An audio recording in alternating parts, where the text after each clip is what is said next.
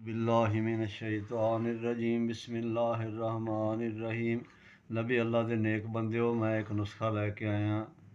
सदका जारिया आप भी करो तो लोगों भी शेयर करो ताकि किसी का भला हो जाए। अल्लाह उसकी निजात कर दिंदा दोवां फरीकां दी।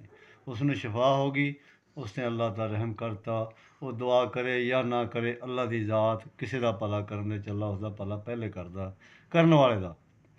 तो नुस्खा है छोटा जिहा एहतलाम जरियान ते आ जिहड़ी मूँह ते बेरौनकी आ, हड्डियां निकल आउंदियां ते मुड़ के मास ही मास वो भी विच वड़ के ते कोई हाल नहीं हुंदा बंदे दा, बद शक्ल बन जांदा।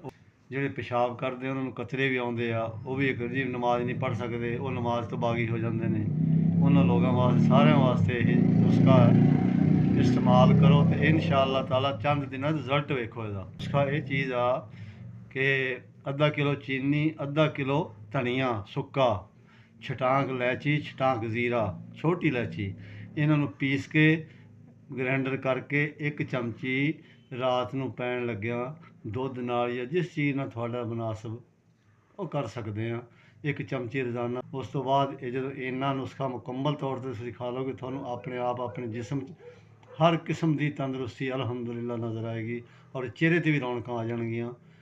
ਤੇ ਇਹ ਚੀਜ਼ਾਂ ਅੱਗੇ ਵੀ ਸ਼ੇਅਰ ਕਰ ਦਿਆ ਕਰੋ। ਅਸੀਂ ਇਹ ਸਦਕਾ ਜਾਰੀਆ या अल्लाह जे किसी की जबान तो किसी का भला हो जाए, अल्लाह ताला बेड़े पार कर दिंदा। कोई साडा मतलब नहीं सवाए अल्लाह की रज़ा तो।